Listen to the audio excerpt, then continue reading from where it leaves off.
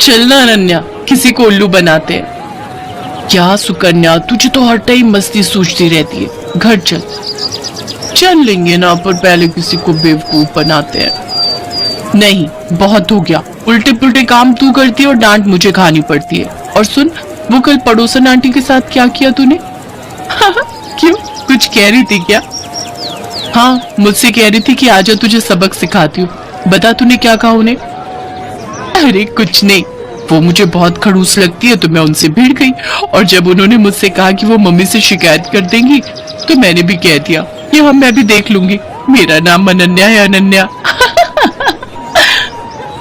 इतना कहकर अनन्या गुस्से में सुकन्या को मारने के लिए दौड़ी और सुकन्या अपने घर की तरफ भागने लगी। अनन्या और सुकन्या जुड़वा बहनें थी, देखने में बिल्कुल एक जैसी। उनमें फर्क कर पाना बहुत ही मुश्किल था। कई बार तो उनके माता पिता भी उन्हें पहचानने में धोखा खा जाते थे और इस बात का सुकन्या बहुत फायदा उठाती थी। वो हमेशा कुछ भी शरारत करती तो डांट बेचारी अनन्या को खानी पड़ती। उस दिन भी घर देर से आने के लिए अनन्या को ही माँ से डांट खानी पड़ी। फिर शाम को, मिल गया सुकून तुझे? अरे यार, क्यों इतनी टेंशन लेती है? 1-2 साल बाद हमारी शादी हो जाएगी, फिर तू कहाँ और मैं कहाँ। सुकन्या धीरे धीरे और चालाक और कामचोर होती गई और अनन्या उतनी ही मेहनती और संस्कारी। मगर दोनों बहनों की किस्मत ने उन्हें एक दूसरे से दूर नहीं होने दिया। दोनों बहनों की शादी एक ही घर में हो गई। बड़े भाई की शादी सुकन्या से और छोटे की अनन्या से। अनन्या को घर का सारा काम आता था, खासकर वो खाना बहुत ही अच्छा बनाती थी, जबकि सुकन्या ने कभी कुछ नहीं सीखा। फिर एक दिन,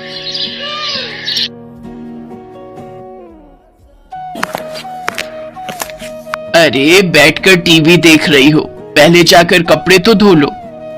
माँ जी, आप अनन्या को बोल दो ना, सुबह से मैं ही तो घर का सारा काम कर रही हूँ, बर्तन धोए और फिर खाना भी बनाया। अच्छा अच्छा अच्छा, सॉरी बेटा, मुझे लगा कि वो सब अनन्या ने किया है। नहीं नहीं माँ जी, सारे काम मैंने किए, वो तो बस अभी निकली है अपने कमरे से। अच्छा, रुको जरा, अभी खबर लेती हूँ उसकी। सरला गुस्से में अनन्या के पास गई जो झाड़ू लगा रही थी। दिन भर बस टीवी या फिर आराम, अब ये कोई टाइम है झाड़ू लगाने का? पर माँ जी। चुप हो जाओ, एक उसे देखो, अपनी बहन को, कितना काम करती है बेचारी।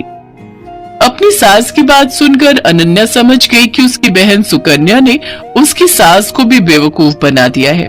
वो अपनी सास से कुछ नहीं बोली और चुपचाप झाड़ू लगाती रही। बेचारी अनन्या सुबह से शाम तक घर के सारे काम करती, लेकिन फिर भी उसे ही सास की डांट खानी पड़ती। फिर एक दिन, अरे बहू चल, मेरे साथ रसोई में आज मिलकर खाना बनाते हैं। ठीक है माँ जी, आप चलो, मैं आती हूँ। सरला रसोई की तरफ चली गई और सुकन्या सीधी अनन्या के कमरे में। अरे अनन्या, वो तुझे माँ जी बुला रही है खाना बनाने के लिए। अच्छा, बस अभी जाती हूँ। सुकन्या ने एक बार फिर अनन्या को बुद्धू बना दिया था और बेचारी अनन्या को पता ही नहीं था कि उसकी सास ने उसे नहीं बल्कि सुकन्या को बुलाए है। उधर रसोई में, आ गई, कहाँ रह गई थी? चलो एक काम करो, तुम आटा गूंथ दो, मैं सब्जी काट देती हूँ। ठीक है माँ जी। अनन्या ने बहुत जल्दी और बहुत अच्छा आटा गूंथा था, जिसे देखकर सरला बहुत खुश हुई। और फिर, क्या बात है, इतनी जल्दी और इतना अच्छा आटा गूंथ दिया। अरे तुम अनन्या को कुछ सिखाती क्यों नहीं हो? उसे तो कुछ भी नहीं आता। अनन्या समझ गई थी कि उसकी सास सरला उसे सुकन्या समझ रही थी और वो ये भी समझ गई थी कि रसोई के काम से बचने के लिए कामचोर सुकन्या ने उसे सरला के साथ भेज दिया। उसे सुकन्या पर बहुत गुस्सा आया, लेकिन वो कुछ बोली नहीं। ऐसे ही वक्त बीतता गया। सरला की नजर में घर का सारा काम सुकन्या करती थी, रसोई सुकन्या ही संभालती थी, जबकि अनन्या सिर्फ दिन भर टीवी देखती थी, जबकि सच इससे बिल्कुल उलट था। और फिर एक दिन, अरे बेटी सुकन्या। जी माँ जी, बताइए। उस दिन जो तुमने हलवा बनाया था ना, वो बादाम वाला, मेरा खाने का बहुत मन हो रहा है, मेरे लिए बना दो ना। इसमें कौन सी बड़ी बात है, लो आप टीवी देखो, मैं बस अभी लाती हूँ बनाकर। ना ना, मुझे तो खाना है ही, पर मुझे वो हलवा बनाना भी सीखना है, तो मैं भी चलती हूँ साथ। तुम बनाना और मैं देखूंगी। अब आप बैठिए ना माँ जी। अरे चलो ना, साथ में बनाते हैं। सरला जिद पर अड़ गई थी और उधर सुकन्या की हालत खराब हो रही थी, क्योंकि आज तक उसने कभी कुछ बढ़िया नहीं बनाया था, जबकि उसकी सास सरला को लगता था कि सुकन्या ने पूरी रसोई संभाल रखी है।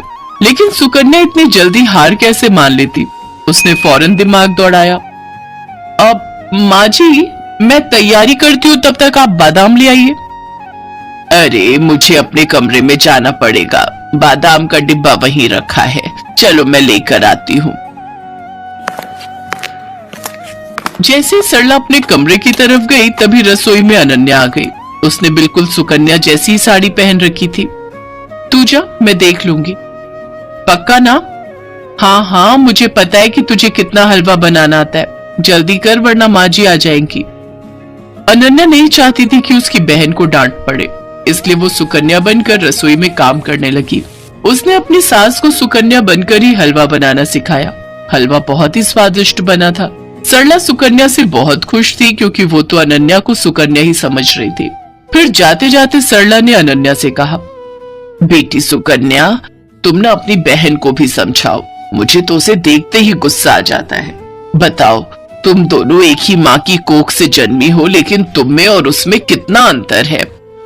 सरला की बात सुनकर अनन्या को बहुत दुख हुआ। वो अपनी सास से सब सच कहना चाहती थी, लेकिन फिर अपनी बहन के बारे में सोचकर चुप रह गई। अगली सुबह सुकन्या जैसे ही उठकर रसोई की तरफ आई, तो उसकी सास सरला ने उसका हाथ पकड़ लिया। ये क्या कर रही है माँ जी? आज तुझे नहीं छोड़ूंगी।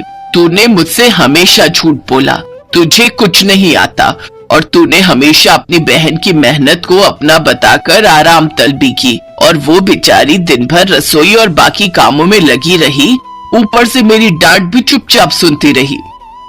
सरला लगातार सुकन्या को डांट रही थी, तभी सुकन्या ने फिर से झूठ बोलकर बचने की कोशिश की। नहीं माँ जी, मैं झूठ नहीं बोल रही, मैं तो खूब काम करती हूँ। कल रसोई में सारा दिन लगाकर आपके लिए हलवा बनाया था ना, तब तो आप भी वही थी। वही थी, इसीलिए सब कुछ जान सकी। तूने हलवा बनाया था तो जरा दिखा अपनी कलाई, जो कल कढ़ाई उतारते हुए जल गई थी। दिखा दिखा ना।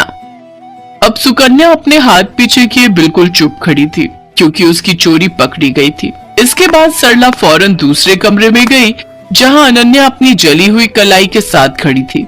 सरला ने उसके सिर पर हाथ फिराया और बड़े प्यार से बोली, मुझे माफ कर दो बेटी, लेकिन तुम भी मुझसे वादा करो कि इस घाव के ठीक हो जाने के बाद भी तुम और कोई दर्द नहीं झेलोगी अपनी उस कामचोर बहन की